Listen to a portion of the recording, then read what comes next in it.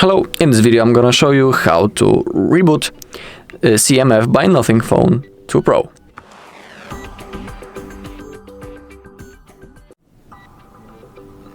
Okay, let's begin.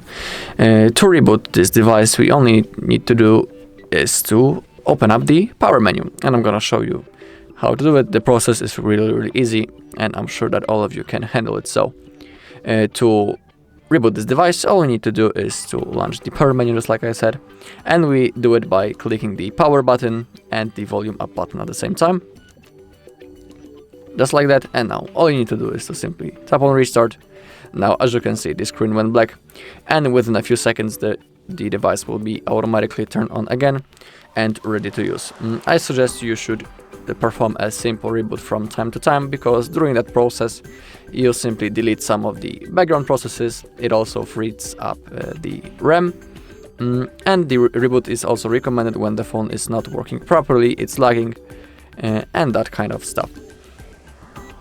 Okay, that's all in this video. Thank you all for watching. If you found this video helpful, please leave a like, comment and subscribe.